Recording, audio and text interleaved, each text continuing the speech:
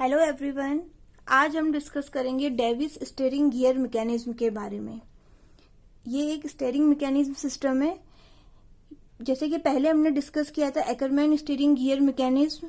Same real axle क्या होता है, फ्रंट एक्सेल क्या होता है, व्हील बेस क्या होता है, ये सारी टर्म सिमिलर है। अगेन एक बार देख लेते हैं। ये हमारा फ्रंट एक्सेल है, ये हमारा रियर एक्सेल है। फ्रंट एक्सेल पे जो व्हील्स लगे होते हैं उन्हें हम फ्रंट व्हील्स कहते हैं। रियर एक्सेल पे जो व्हील लगे होते हैं उन्हें रियर व्हील्स कहते हैं। यहां से लेकर यहां तक की डिस्टेंस मैंने एज्यूम कर ली है सी। फ्रंट व्हील और जो हमारा रियर व्हील है उन दोनों के बीच का जो डिस्टेंस है वो बी है, जिसे हम व्हील बेस भी कहते हैं। क्लियर। अब इसमें अरेंजमेंट में होता क्या है कि इसमें हम दो स्लॉटेड लिंक्स यूज में लेते हैं, ए से लेके एम तक एंड बी से लेके एच तक। ये दो स्लॉटेड लिंक है। इसमें क्या होता है, स्लॉट कटा होता है जिसमें कि आपकी ये स्लाइडर लगा होता है। क्लियर। एंड दो आपके स्लाइडिंग मेंबर होते हैं पी एंड क्यू।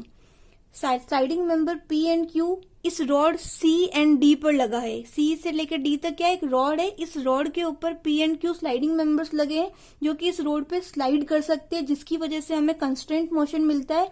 मतलब हमारी जो रॉड होगी सी डी वो सिर्फ कंस्टेंट मोशन कर सकती है अलोंग इट्स लेंथ। इसके अलावा और कोई मोशन यहाँ पर नहीं होगा। क्लियर। अब मैंने यहां से लेकर यहां तक की डिस्टेंस एज्यूम कर ली है ए। सिमिलरली यहां से लेकर इसके सेंटर एच तक की डिस्टेंस मैंने एज्यूम कर ली है डी। सिमिलरली सी से लेकर यहां तक की डिस्टेंस मैंने एज्यूम कर ली है डी। क्लियर। ये हमारा एंगल अल्फा है, तो ये एंगल भी कितना रहेगा, हमारा अल्फा ही रहेगा। अब बात करते हैं कि जब हम व्हीकल को टर्न करते हैं तो क्या कंडीशन बनती है।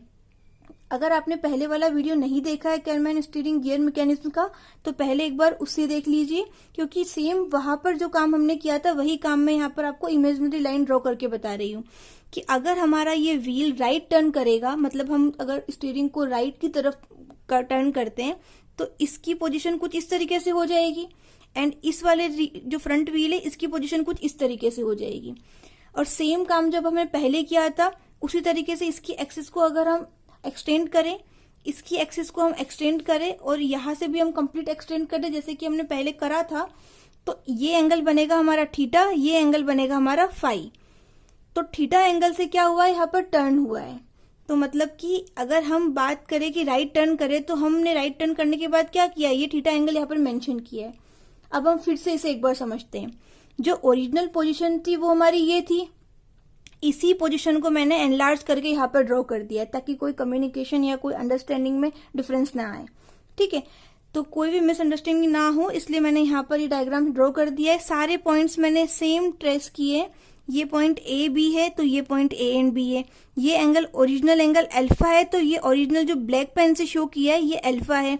ये भी पूरा एंगल कितना है, अल्फा है। जब हमने इसे राइट टर्न कराया तो राइट टर्न करने के बाद में क्या होगा, सी की पोजीशन कुछ इस डायरेक्शन में मूव करेगी एंड डी की पोजीशन क्या होगा, कुछ इस डायरेक्शन में मूव करेगी, मतलब राइट साइड में मूव करेगा।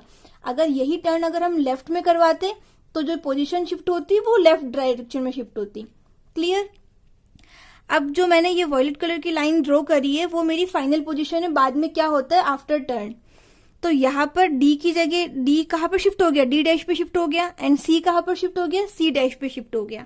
तो मैंने एज्यूम किया कि जो हमने व्हीकल को टर्न किया था अल्फा थीटा एंगल से, तो ये एंगल कितना है, थीटा है।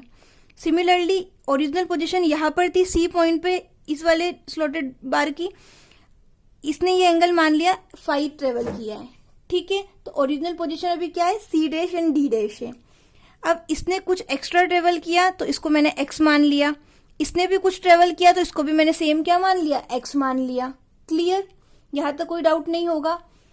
सेम डिस्टेंस यहां से लेकर यहां तक की ए है तो इसी को मैंने एनलार्ज किया है, तो ये डिस्टेंस क्या होगी, आपकी ए होगी।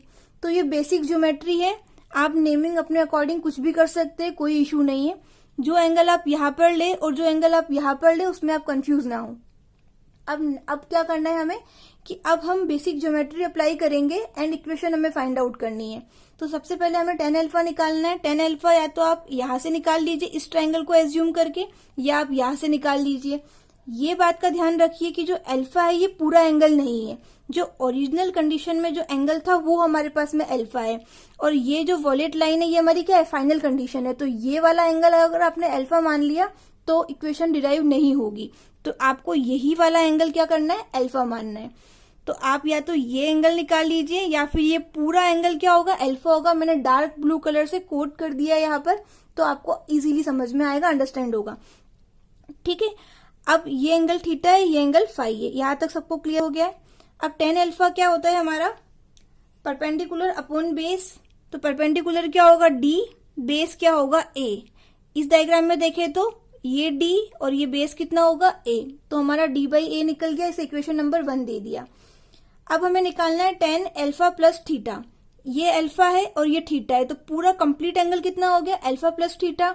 सेम क्या होगा, परपेंडिकुलर अपॉन बेस। परपेंडिकुलर में कितनी डिस्टेंस आ जाएगी, यहां से लेकर यहां तक की डिस्टेंस, मतलब d प्लस एक्स हो जाएगा, d प्लस एक्स। और आपका ये डिस्टेंस तो a थी पहले भी, अभी भी a है, तो ये चेंज नहीं होगी। सिमिलरली अब हमें यहाँ पे एंगल निकालना है अल्फा माइनस फाई। ये पूरा एंगल अल्फा है, इसने जो ट्रेवल किया वो फाई है, तो ये कितना हो जाएगा, अल्फा माइनस फाई। तो d minus x upon a, ये आपका निकल गया है। क्लियर। अब हमें आगे इसी को एक्सटेंड करना है। बेसिक फॉर्मूलाज आपने 10th-12th में पढ़े होंगे कि 10a plus B 10a minus B के फॉर्मूलेज, तो वही जनरल फॉर्मूला हमें यहाँ पे पुट करना है। तो किसी को अगर याद नहीं है तो मैं रिकॉल करा देती हूँ कि फॉर्मूला एक्चुअल में होता क्या है। ये मैंने एक बॉक्स में बना रखा है। तो 10a प्लस बी, इसका फॉर्मूला क्या होगा, 10a plus 10b upon 1 minus 10a 10b। Similarly 10a minus B में क्या होगा, सेम रहेगा, लेकिन आपका साइन चेंज हो जाएगा। तो इन्हीं फॉर्मूलों को यूज करके मैं कर सकती हूँ 10 alpha plus theta and 10 alpha minus phi की वैल्यू फाइंड आउट। तो क्या हो जाएगा, जहां पर a है वहां पर हमें अल्फा रखना है, जहां पर b है हमें थीटा रखना है। सेम इस वाले फॉर्मूले में जहां पे a की जगह हमें अल्फा रखना है, b की जगह हमें फाई रखना है। क्लियर, यहां तक हमने काम कर लिया। अब ये काम करने के बाद में अब 4 और 5 इक्वेशन नंबर, एंड यहाँ पे जो हमने मेंशन किया था 1 2 3, अब 2 एंड 4 इक्वेशन को देखा जाए तो वो सिमिलर है, एंड हमारा 3 एंड 5th इक्वेशन को देखा जाए तो वो सिमिलर है। तो हमने इनको इक्वेट कर देना है। अब एक दूसरे के इक्वल पुट करने के बाद में 2 और 4 को मैंने इक्वल कर दिया है, तो ये कंडीशन कुछ आई है। अब मैंने सबसे पहले फाइंड क्या किया था, 10 अल्फा की वैल्यू फाइंड करी थी। तो 10 अल्फा क्या होगा हमारा, d बाई ए। ये हम यहाँ पर सबसे पहले कैलकुलेट कर चुके हैं। तो इसी वैल्यू को मुझे यहाँ पर पुट करना है। पुट करने के बाद में टेन थीटा को एज इट इज रखना है, क्योंकि उसकी वैल्यू हमारे पास में नहीं है अभी। सिंपल एलसीएम लेना है, यहाँ पर भी और यहाँ पर भी। एलसीएम लेने के बाद में क्या होगा, ए से एक कट हो जाएगा, कैंसिल हो जाएगा, और जो बचा वहां पर हमने यहाँ पर ये इक्वेशन लिख दी, जिसको इक्वेशन नंबर 6 हमने नेम दे दिया है। क्लियर। अब इसी इक्वेशन को हमें आगे सॉल्व करना है। अगर आपके पास एग्जाम में टाइम नहीं है, शॉर्टेज है, आपको क्वेश्चन कंप्लीट करना है, तो आप सीधा ये इक्वेशन लिखने के बाद में यहाँ पर आप वैल्यू पुट करें और डायरेक्ट आप रिजल्ट लिख दें कि ऑन सॉल्विंग जो भी रिजल्ट आता है। और अगर टाइम है तो आप पूरा डिराइव कीजिए। क्लियर।